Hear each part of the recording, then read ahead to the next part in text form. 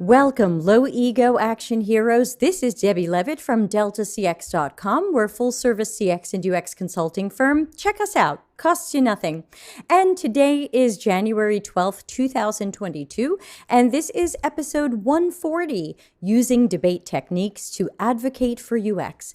And before we have our special guest join us, I just want to take a quick moment to thank the people who are donating to the channel. Totally optional, but always appreciated. Thank you to our mid-level low-ego action heroes, Anita, Chang, Darren, Ican, Irena, Ivy, Jordan, Michelle, Nikki, Ralitza, Ray, Solomon, and our senior low-ego action heroes, Farm Cat and Mix Betty. Thanks so much to all of them for joining in. So don't forget, this is totally live. So if you've got a question to ask or a comment to add, please make sure you're doing that through the LinkedIn chat, the YouTube chat, and I'm also catching tweets at Delta_CX if you are watching this live on Twitter as well. Though so far, I don't think anyone is. So let me bring in our guest and let's get to know him and hear all of his super actionable advice. Welcome, Jan. Please spell your name for us and tell us all about you. Hello. Actually. So my name is Jan Pacan, which is Jan Pacan. And well, if you want me to dive into the story of why my advice could be interesting for anyone, I would say that my background can be divided in three relevant parts. One would be, and believe me, I'm going somewhere with this, is that I'm an ex-triathlete. So I was a professional sportsman back several years ago, and that kind of driven me to be very competitive by nature. I got into that mindset, which meant when I still was studying, I got engaged. I was looking for a substitute of competitions, basically, and I found debating, because debating is a sport, believe it or not. So I got to lead a in Poland, where I'm from, and after into management consulting and innovation consulting, which is what I do now. And I think a lot of what I've learned from the time I was a debate coach and a debater and an argumentation coach actually transfers very well to what I do right now. And what I do right now is, I would say officially, I'm a strategy and innovation consultant at a company called Project People. We're a team of 23 designers, researchers, marketers, and consultants, and we work with technology companies, big and small. So one important takeaway that I am not a CX professional on a daily basis. I'm rather a guy who advises product people and various stakeholders on the business side of companies. And I often find myself arguing for the importance of UX or CX and everything like that. So yes, thank you. So that's the background. Great, thank you. Great to meet you. And or I've met you previously, but only briefly. So you're new to me as well. So I can't wait to hear more about your advice. So let's start out at the top. For people who are not that familiar with things like debate and debate techniques, how will debate techniques help us when we're advocating for UX? That's a great question. I think a lot of what we do when we collaborate with our stakeholders is advocacy, because it is one thing to, within your CX/UX universum and do all the things we like to do. But then it has to be aligned with the larger vision and larger cooperation of various stakeholders. And whether it is a very siloed in a large company or is it many hats in a always a fair bit of convincing, explaining, and advocating. And I think that's where argumentations really shines, because what you're often doing is building a convincing case for multiple stakeholders.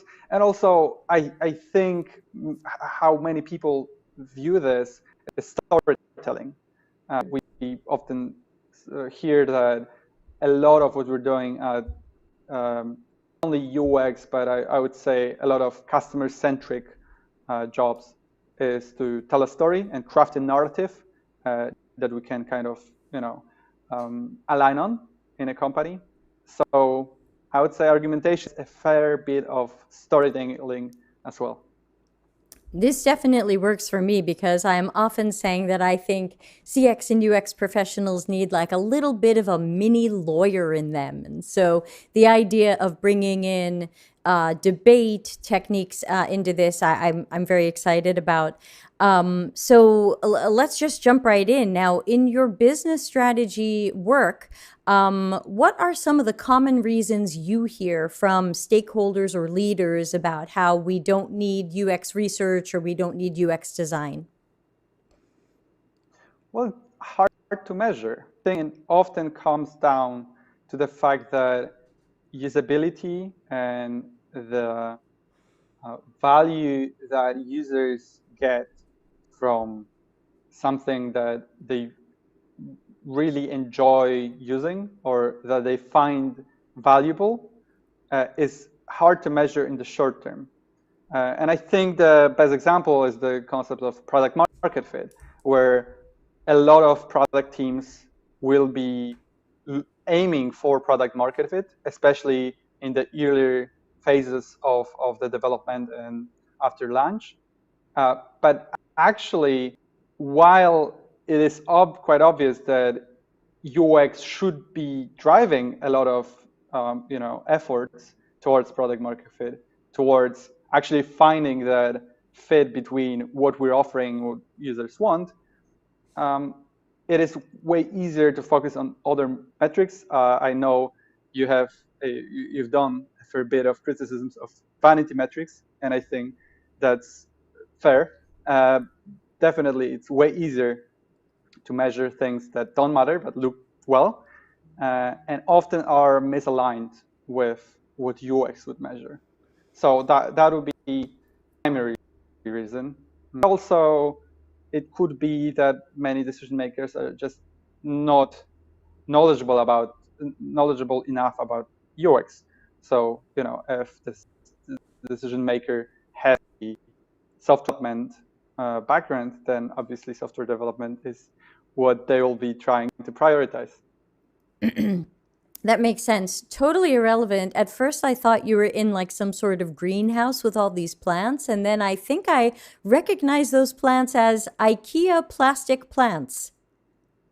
I believe so. I decided to stick to my office because it's just better audio here. And I think what you see is actually IKEA plants. Okay, just checking. They're great. I just bought a bunch of them, so I'm like, wait, I know those. Sorry to interrupt you with that, Yeah. but it's like I'm like, oh, the plants, shiny object.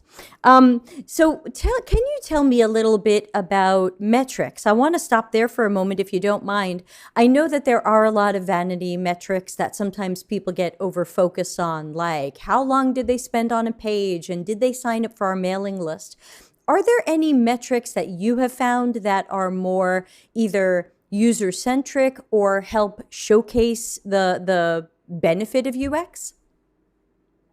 Sure. I would say the ultimate one is retention. And it varies a lot because it depends on the business model often and on how the product is being used and if it is a product or a service. So there are a lot of, I would say, variables here.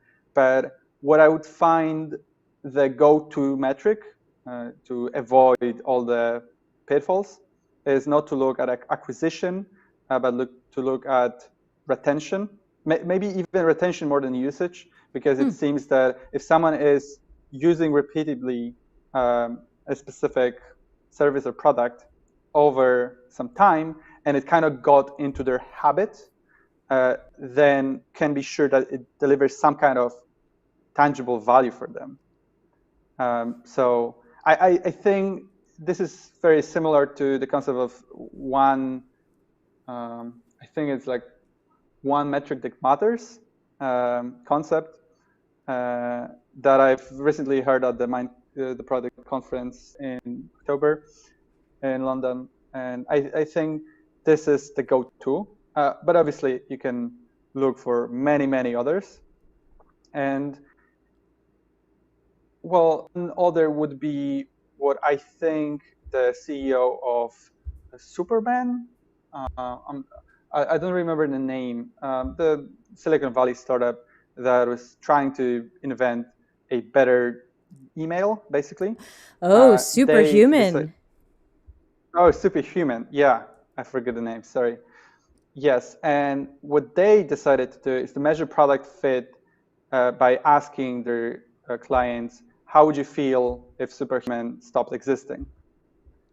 And this, I think, works very well, and in a way combines with measuring retention. Yeah, that's an interesting one. Sometimes I'm not too sure if that one really tells us what we want to know, but it would still be interesting to experiment with that. So right now I'm seeing about 15 people joining us live. So if you have any questions about how we can fight for UX, please ask those questions. Otherwise, I'm going to continue with my questions because I prepared some. Now, where did I put them? I Yeah, lost let's them. go. It's fun. Yeah, let me see. I lost my questions. Yeah, another question I wanted to ask you that I wrote down ahead of time was that I find in my world that so many companies are obsessed with speed over quality. They feel like if they can be the first to market, that solves everything. And if we can release fast, that's going to be the best thing for everybody. Do you have a sense from the work you're doing with business strategy about how we ended up there? Oh, that's a very interesting topic, and I think we have differing views on Lean Startup methodology because I think Lean Startup drove a lot of the philosophy of shipping the products you're ashamed of, and shipping fast. So that's definitely an interesting field. I would say definitely there was and still is, and I see it over again, again and again.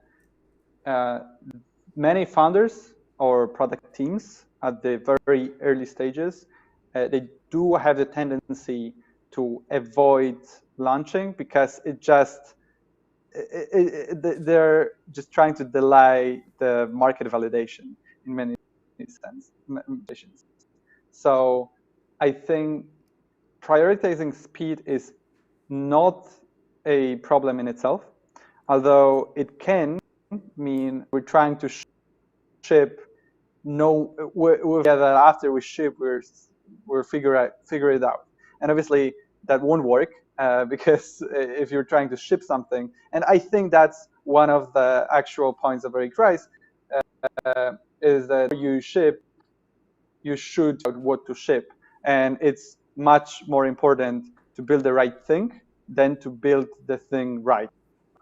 In this, that the direction you're going is much more important than how fast you're going there. So that's one, and obviously, I think the abundance of venture capital, meaning that there's choose for personal or business reasons to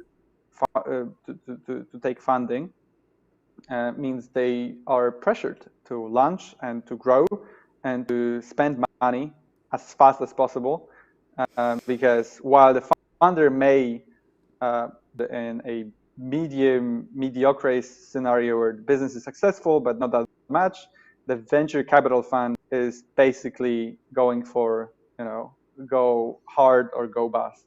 So that's a significant factor as well. I can definitely agree. I had a Silicon Valley startup some years ago, and I was in an incubator, and we got a little bit of money, and I was pressured to burn through that money as fast as I could. And I wanted to save it and not use it and hold on to it and use it in tiny pieces. And everyone was like, no, no, no, like hit it really hard, burn it up, and go ask for more money. And I was like, this doesn't make sense to me, but this seems to be the way things are done. So, yes, I've been there. There is a bit of pyramid scheming here, and the greater fool theory, where startups are growing just enough to find the next fool to invest. And obviously, one of several startups, or many, multiple, will actually find product market fit and will not be looking for fools anymore, and will be looking for ways to grow and scale because the business is good. But in many cases, it's building I think Gary Vaynerchuk called many startups sometimes ago kind of financial.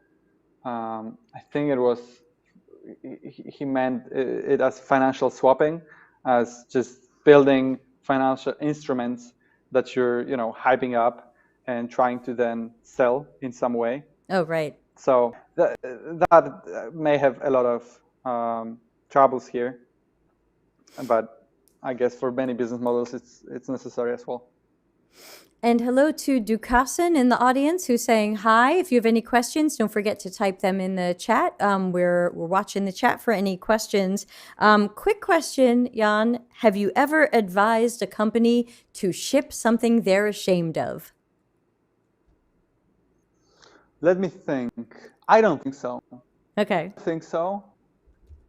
And the reasons is I generally tend to view my roles to those kind of recommendations and the roadmap that we're working on. Role is usually the facilitator. So I'm not really my client faster. I'm not the VC, the chairman of the board. I'm rather fascinated making sure that the team itself is able to figure out the best roadmap. So no, I can say I have not ever done that. Let me just set off the applause sound. Thank you. Thank you very much for doing that. So I'm really excited to hear more about the types of arguments or debate techniques that you might be using with your clients to help persuade them. Can you, because we're 20 minutes into the show and I know the audience wants to hear it. So can you tell us about some techniques that we can try? And I'll even role play with you if you want me to pretend I'm somebody. Sure. Yeah. Good stuff. So let me introduce you to I would say the basic framework a lot of debaters use. I think it's a very good starting point when we talk about how to argue. And it has a catchy acronym because it's called SEXY. The arguments have to be sexy. And sexy means state, explain, and then illustrate, which are the three. And the first, I would say there are a lot of great tips in that itself, because it means should start any kind of argument by providing a statement of what you're trying to prove. And that's actually very important because in a conversation like arguing for UX, it's probably not just a one short conversation. It will be either a discussion that you have over some time during multiple meetings or during one meeting, but intertwined with many other topics. Which means you need a name for what you're arguing for. And also, if you start explaining your position and you haven't stated what is the end goal, the decision makers will lose their attention and their focus pretty quickly. So this is one of the principles that I use to structure any kind of communication with the client. I'm on with what I'm trying to prove. That's one. Second is obviously if I promised to prove something, then I need to explain it. And explanation is, on one hand, making sure the stakeholders, the people I'm talking to, just understand what I'm talking about, and also that they believe me, that I've proven to them that it's actually true, that that we're on the page. The work doesn't end here, and I think that's one of the actionable advice I can provide to all the listeners. Because many people tend to assume that when they're arguing, their main role is to explain. So if they can, for example, UX is currently under is not stressed enough in the project, or that some of the UX should be cared for right now and not the end of the project. They think, well, I explained it. Why aren't you convinced? And what's very important to keep in mind is that one is you're proving that something is true, but second, you should talk about why it's important.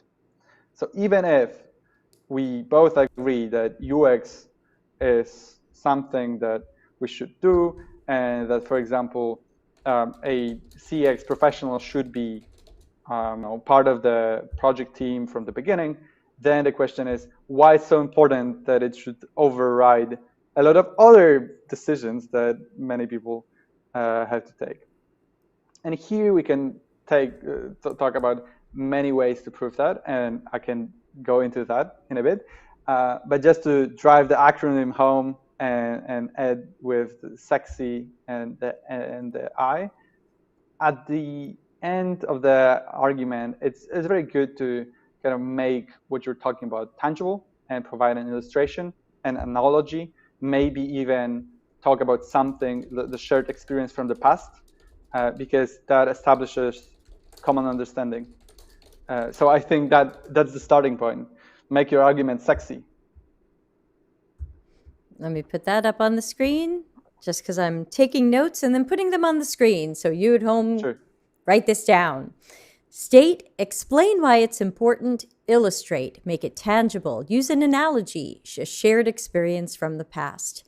So can you give us some examples of each piece of these? So if I say, yeah, and I don't think we need to do any UX research. Maybe even we don't have to do design. Just have product managers sketch some things. Developers will build them. What do we need these UX people? Where do you start? What are you stating? Sure. So let's play along. Let's say I chose my statement to be that we need to make sure that users will find the product valuable. That's a common statement, and that's often where UX and CX professionals focus on. So if I start with that, so listen, Debbie, what we do is dependent, the success of the project is dependent on whether our users actually find the product valuable. And they will only find the product valuable if we will do the UX research. Let's say I think here the best approach would be, let's say, in-depth interviews with our users. Okay, so that's my statement, and now let's explain it. So right now, I would explain it in that way. Right now, we do not have enough information about what do users need or want, or what would they not want. What are the pain points? What are the fears that they may have with our products? And because we don't have that, we don't have a clear direction of what to build. And if we don't have a clear direction of what to build that is based on customer centricity, then some other criterion will sneak into our process. And we might prioritize go-to-market speed. We might prioritize what our developers would like to develop, because all engineers have some favorite technology, some favorite approach, or maybe they would like to focus on making sure the code is brilliant and elegant, and refactoring is done fully as quick as possible. So then I would say, if we actually perform the in-depth interviews, then we can fill the gap that we actually currently have. And then obviously it would be best to provide an illustration, which is dependent on the context. So it's really hard to make up on the spot. But let's say I would provide an example of a different project at that company and say, listen, when we talk about that successful project that everyone are talking about, because that was the biggest financial success in our company 2 years ago, that was actually driven by a lot of interviews that our salesmen people were doing. And then CX professionals argued that we need to tap into that knowledge. And a fair bit of the project was focused on figuring out what to build. So let's do that. And obviously, I could also focus on, go back to explaining why it's important and say, so you already know why I think interviews are so crucial, but then let's talk about why it's so important right now, because I can talk about urgency, for example, and explain that, that's true that interviews will help us, but it's also important that we do it now, because later we'll have, let's say, built enough for the whole project to have some kind of an inertia. It will be much harder to make any changes that will be important. And it will be actually on you and not me, because you're the decision maker, to now convince everyone that we need to make a change later than everyone would like in the process. So that kind of argument, I would say, could be pretty convincing.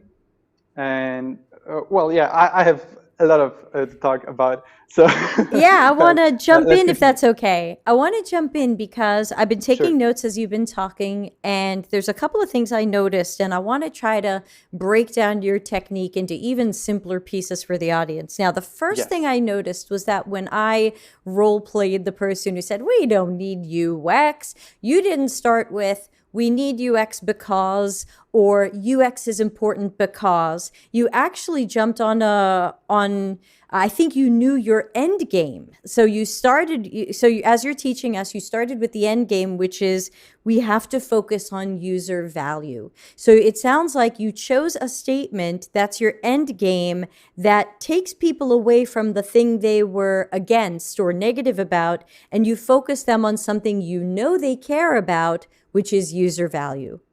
Am I right in analyzing that?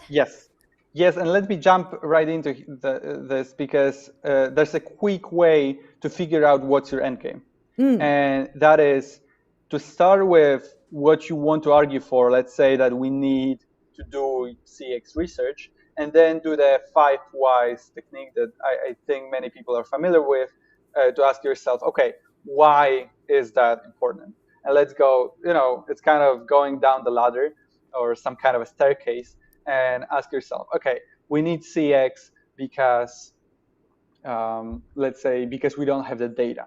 And why do we need that data, right? We need that data because we need to know what to build. And why do we need to know what to build? Because if we don't, then we'll make mistakes. And what will happen if we will make mistakes? We'll make mistakes, then the project will be a failure. And an important insight from argumentation theory, let's say, is that while you're thinking kind of downward from the statement you have in your mind, deeper and deeper, when you want to convince someone, you want to start at the bottom, because that's the shared values and shared understanding that you won't be conflicted about, and then just build your case upwards. So I would say 5 whys technique is a great starter for thinking out any kind of arguments. Great, thanks. I typed that up and I'll get it on the screen because this is a one-person show. Okay, that's cool. And then I want to mention the second thing that I noticed. And the thing that I noticed was when you got to the explain part, where why is this important? I noticed that you really focused, in my opinion, you really focused on risk. We have a gap. What if this happens? And so it sounds like the explain part was a little bit of, well, if we don't do this, here is the carnage and destruction that could happen. We're going to have this Yes. gap. We're not going to know. We're going to be taking risk. Would you say that there's part of the explain spot that or the part of the explain moment that has to do with warning people about risks and bad decisions? Yes. And actually, there's another side to that I didn't use, which is principles. Many times arguing, that's much clearer, I think, to people when talking about political debates, because there will be talking about consequences, that some kind of policy will have certain consequences, but also a lot of people have very strong principles or values, and they believe that some policies should be implemented not because the consequences are great, but because they align with the values that we as a society or you as an individual voter have. But I think the exact same thing and this exact same logic can be applied to arguing for UX and CX in a company, because if you work for a well-organized, well-thought-out company, you will have some kind of values and principles embedded in your culture, whether implicit or explicit. And I hope they're explicit because it's way easier to, understand what the culture is and kind of argue for those values if they're written down. And that means, for example, in our company, one of the principles that we have, one of the 5 values, is to be open. And we have that specified. It's not just a slogan. But in many conversations, I'm able to argue not based on the risk, saying, if you don't do that, then, a disaster might come. What I actually be doing is I'll be saying, listen, I have an idea for an experiment, and I think we should do that because that's one of our values, and that's how we do things. And I believe that's a great way to argue in a company as well, especially because if you have a strong culture, that may be a much stronger argument than talking about consequences, which are kind of debatable. You Right, may that won't think they're happen. very, yeah. So I think principles is another side, but going back to risks, yes, a lot of what we're talking about when we're arguing is some kind of risks, and I would say it aligns with your view of CX and UX, because I read you saying that actually you would be fine with saying what we do is risk mitigation in many times. So yeah, it definitely aligns with your view on that. Oh, thank you. And we do have a question from the audience, so I'm going to interrupt all of what I'm doing to bring in our question from friend of the show, Ralica. And it's a little bit cut off on my screen, just coming up now, so I will read it out loud. She says, "Evening, folks. What I'm hearing is great if you have the luxury of planning for a session or discussion in advance. How do you do this on the spot?" Practice. Well, to be honest, almost all skills require practice to be, used on the spot. So that's one. But if you don't have the luxury of practicing and just trying things and learning along the way, I would say one of the most important tips would be find a common ground and a shared understanding if you want to argue for anything, because then you can establish some kind of a criterion for which we're both striving towards. And if you can do that, then your role is to explain why, your argument, what you want to do, is actually able to drive us towards that shared goal. And that's what you probably know because you're a professional in that field. So a shared understanding and a shared goal would be the basic, go-to talking point, let's say. So I think Ralitz's question deserves a little bit more attention. So for people who are not as used to debating with people as you and I are, how can they get practice? Are there debate clubs, debate meetups, debate courses, debate coaching? How do you practice this with someone who's going to be able to tell you, you did that well, or here's what you could improve? That's a very interesting question because I think it's still kind of new. The field of and the market for debating and argumentation coaching for professionals is there. And actually, there are some very good coaches that I know that work with employees from various business fields and functions, especially to work and hone those argumentation skills, which is something different from public speaking, because I think public speaking is much more prevalent, and everyone feel the stress of speaking in front of an audience. So there's a market and the market for that. But argumentation is much more tricky to practice. I would say the best kind of debates that you can use to practice is your day-to-day job. You are arguing whether you want it or not. So just try to do it consciously, so you can just spot your mistakes and learn. So that's one. And obviously, another is when you're writing anything, try to implement an argument into your writing. I would say more than a half of what I do in writing, what I write in my job, can be classified as advocacy or some kind of convincing. So if only I want to, I can structure it in a sexy way. So that's another way.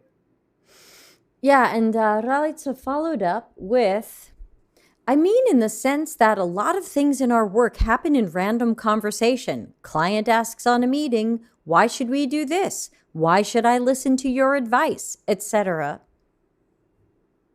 Yes, it's also important to have a case for what you're arguing for built before. I think while So like try in to many predict cases, some of the things a client might question. well, that might prove hard. That would be Okay. ideal. If you can anticipate, that would be perfect.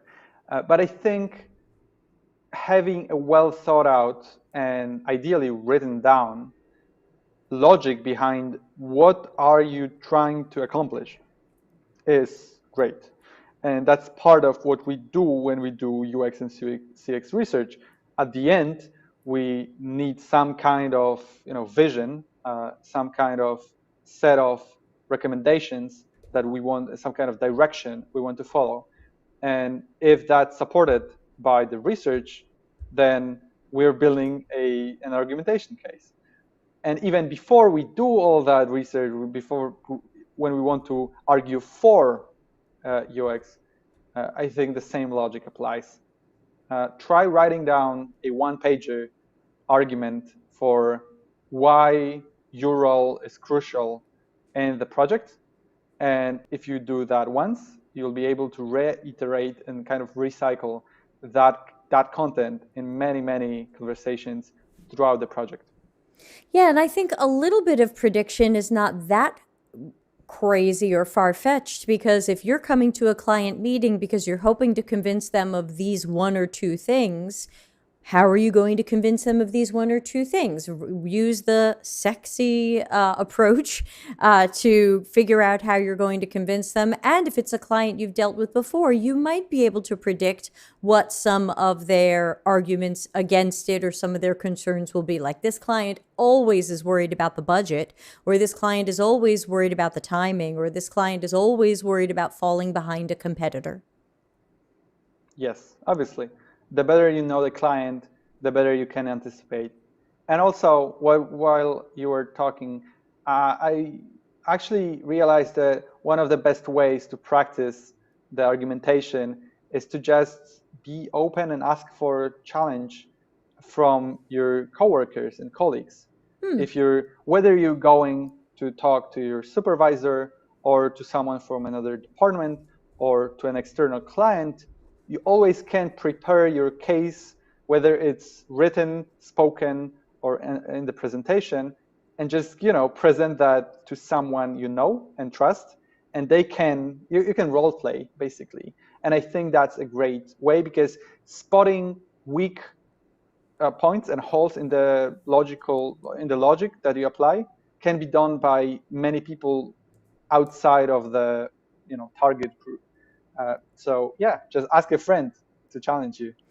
I think that's a great idea, especially at workplaces and especially where we're on teams or we have peer reviews. It would be great to get with another UX professional and say, look, I have to do this presentation tomorrow. I'm worried they're going to hit me with questions or concerns that I'm not going to be ready to speak to. Let me give you the short version of this presentation, and then you play terrible client, annoying stakeholder, grumpy leader, whatever it might be. It sounds like these are some ways that we can practice and help each other out by playing those tough roles.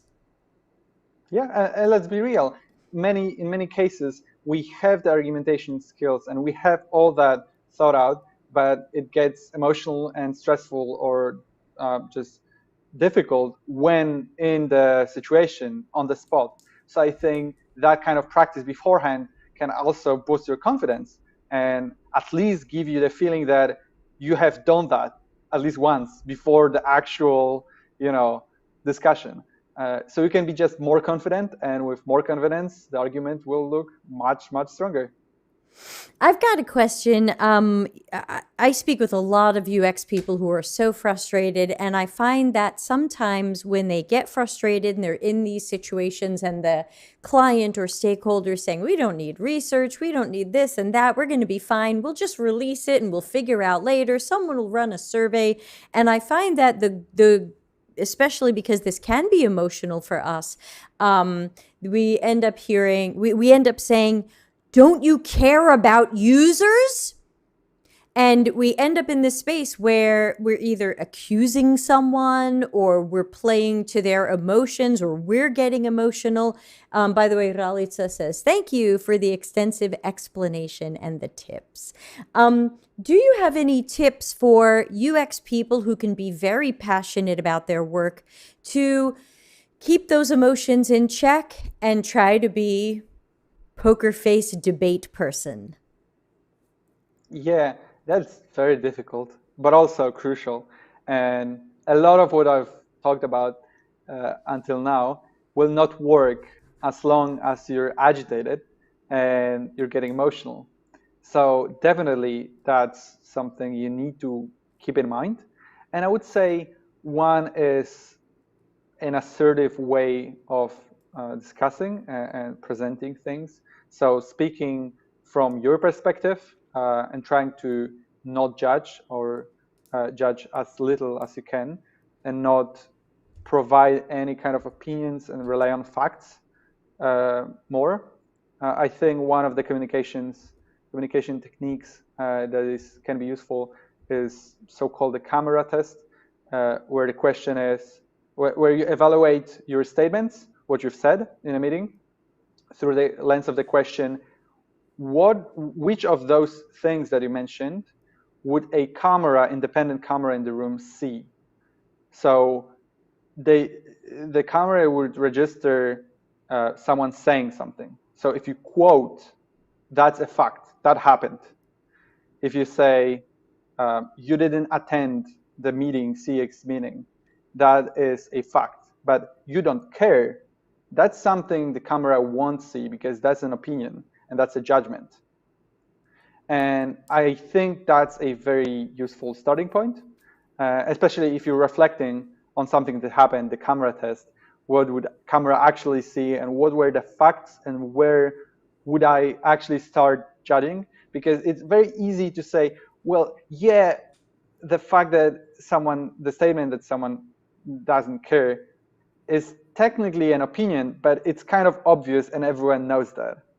Well, that still makes it an opinion, and if it's an opinion, then it's debatable. And if it's debatable, you're encouraging discussion about that opinion and not what you're trying to do.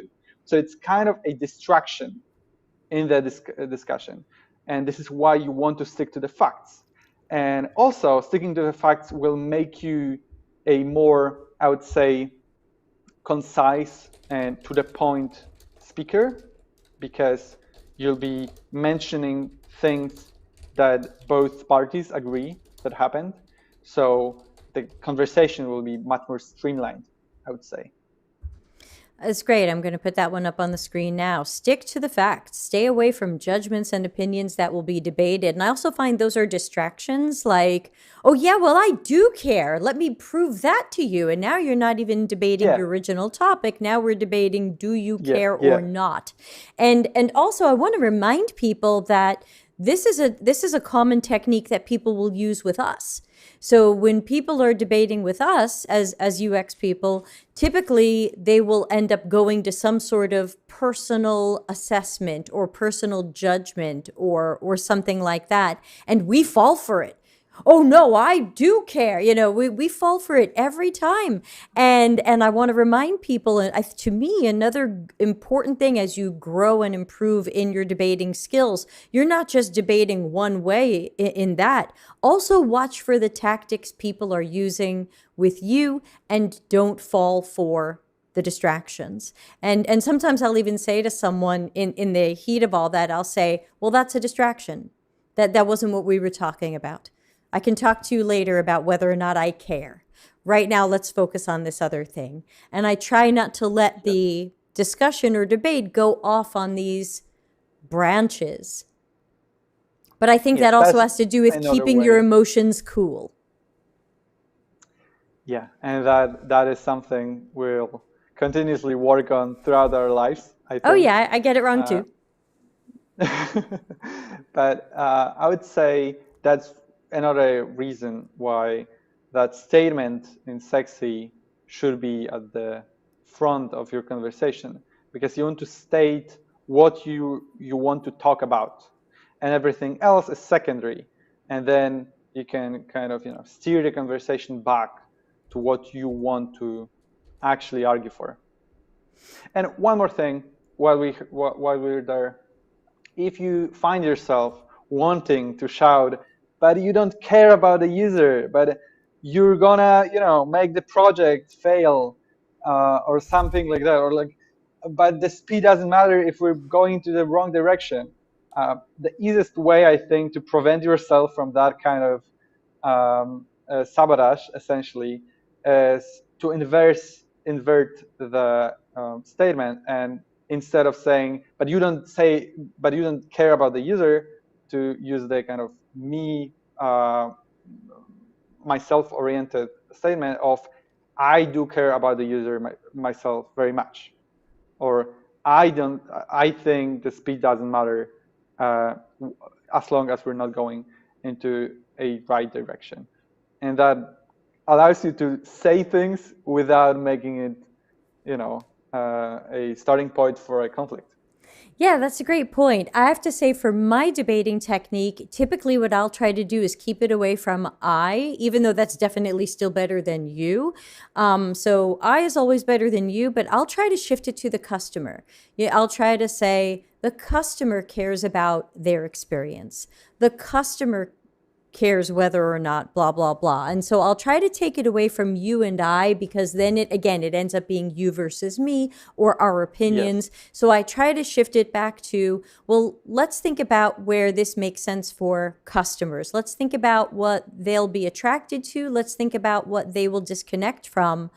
Let's focus on that. That's some of the things that I try to do. But again, it's a lifetime of practicing that type of debate. I really quickly, I don't know about your childhood, but I think some of the people watching know that I grew up in a family of lawyers who started debating with me from the time that I could talk.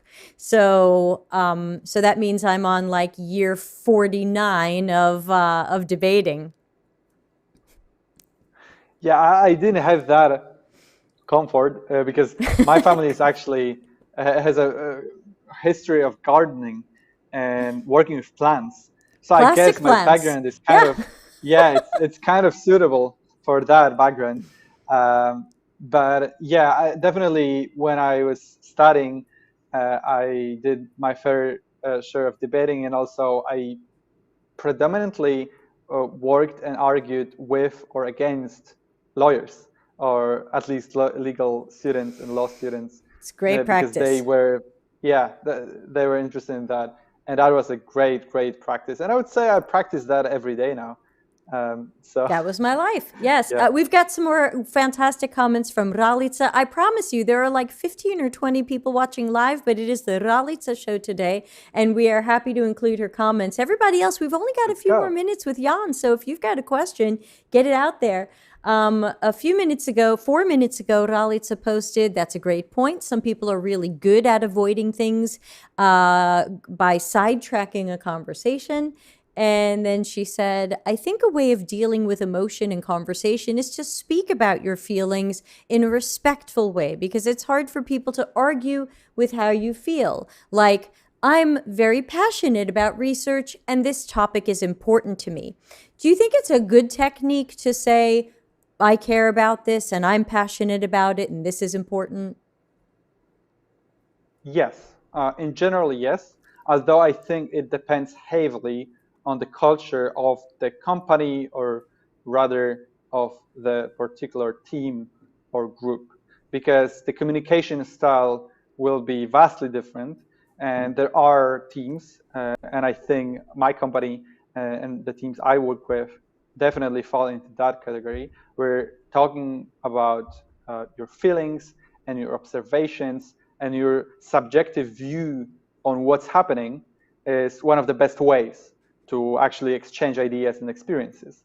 But I think there will be teams, and I saw that happening, where the focus on objectivity and kind of shared outlook on things is the prioritized, and then talking about your feelings and kind of trying to highlight them is seen as, in a way, going against the shared goal that everyone has.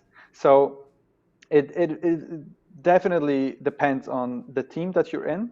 But yes, I would say here the key word is assertiveness, and providing, saying what you want to say with the confidence that allows you to kind of uh, be open to any kind of response you'll get. Because often, if you're opening up and you're saying that you're frustrated with how the things are going, or you feel that you're not listened to enough, you're opening up and you're making yourself vulnerable, and the response may not be as delicate and measured as you'd like. So it's very important to feel confident and assertive enough just to think and possibly say, I said what I wanted to say, and whatever your response is, that was valid approach by me to make it a part of conversation.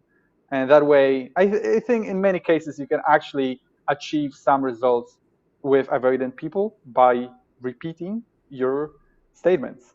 If you feel in a particular way, or you want to talk about something that is not being talked about, you can just repeat what you're stating throughout a meeting or meetings, and if you're assertive enough and confident enough that it's actually an important point, then people being frustrated with you going back to the same conversation is a byproduct you have to deal with.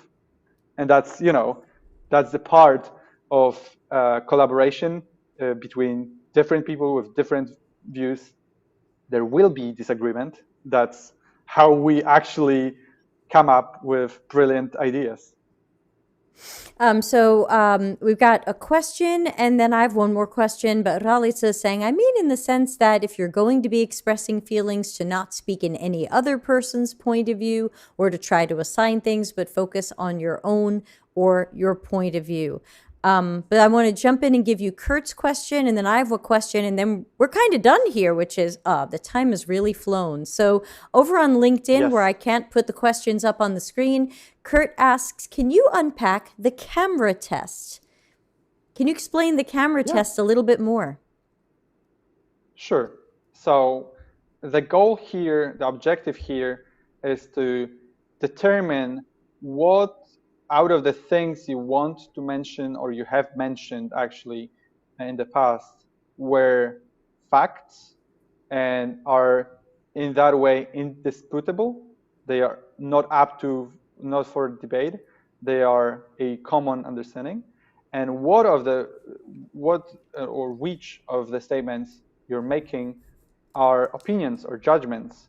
And even if they are agreed on by many people, they're still not a fact.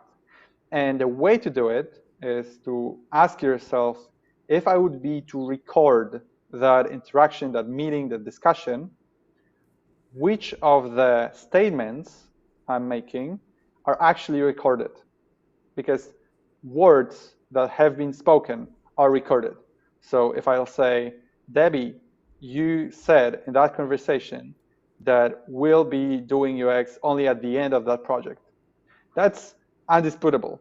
If you will be, in negating that fact, then we have a much larger problem because we don't have, a shared reality, and that's something we need to deal with first. But hopefully, you're talking to people who are aware of the things they're saying, which means you can actually talk about facts. Another thing besides quotes would be behaviors, because behaviors can be recorded by a camera. If you attended, if you didn't, if you made some kind of a gesture, if you any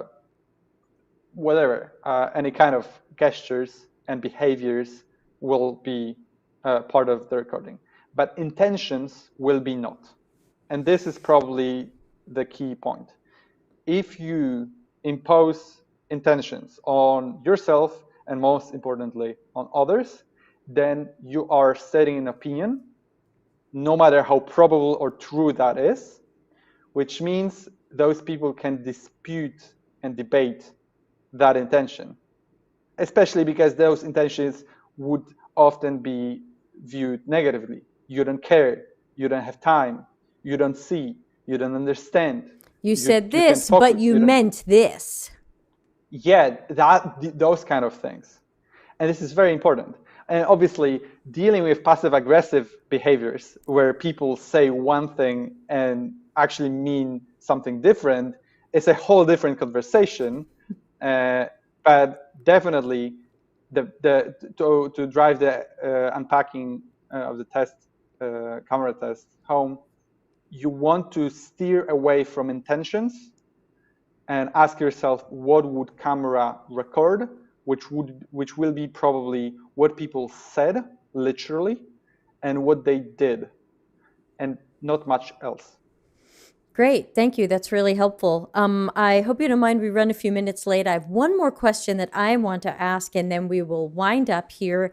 I think that in a lot of these scenarios, it's unfortunately common that women, minorities, people of color, people from marginalized groups are often put down. There's insults, there's microaggressions, there's gaslighting, and very often these people might be told things like, that didn't happen the way you remember it, or you're just being really emotional, or, people say all kinds of things to people to, again, distract them and wind them up.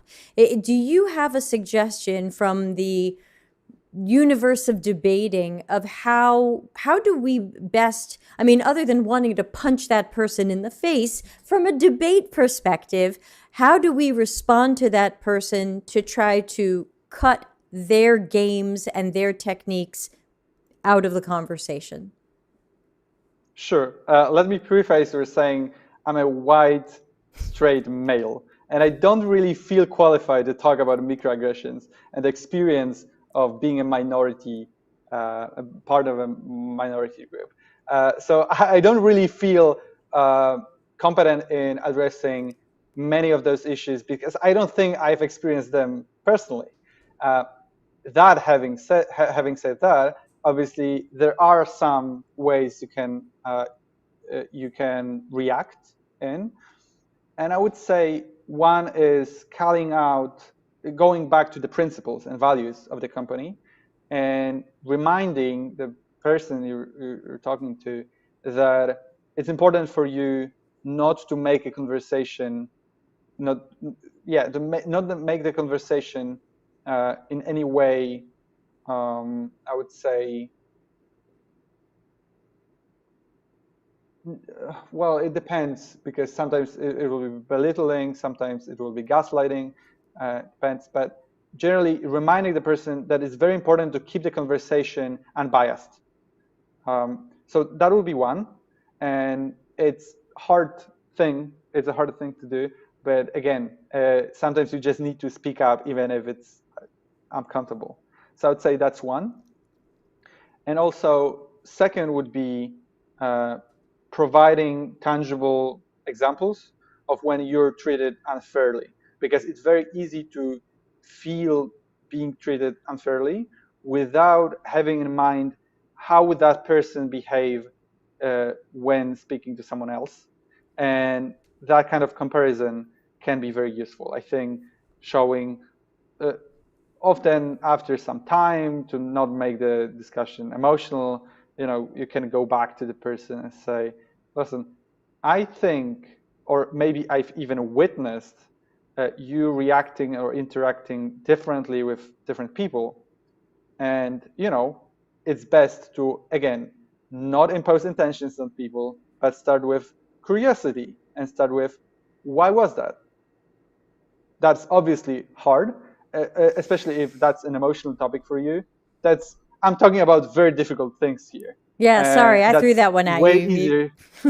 It's way easier said than done. But I would say compare and not be afraid to challenge, but with curiosity and questions first, and not intentions, to keep talking about facts, not what your interpretation of that event was. Because, as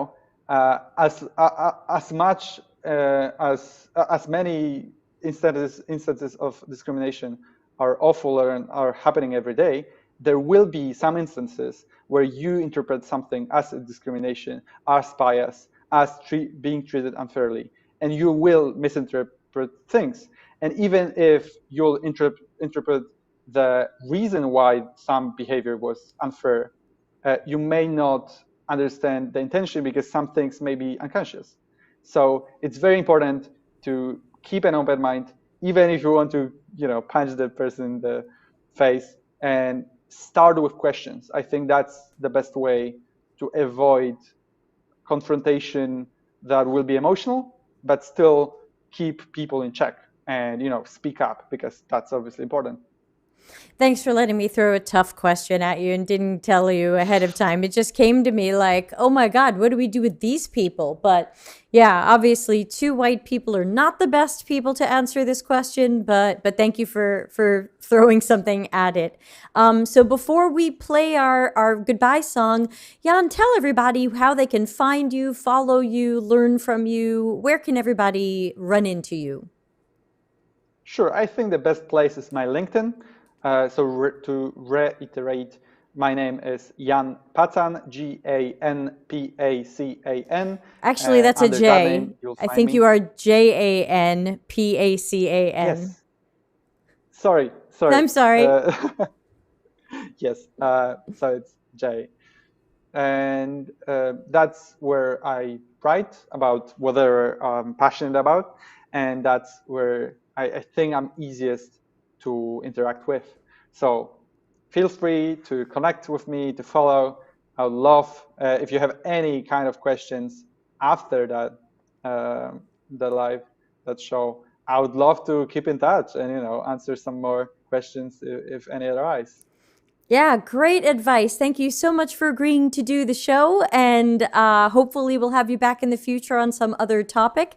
And for now, I'm going to play us out of here. Just remind everybody that we're having a special Thursday show tomorrow. Usually, we take Thursdays off, but tomorrow will be Michelle Ronson doing a micro lesson on research note taking. So if you are a researcher, wink, wink, you want to join for tomorrow's micro lesson, same usual time.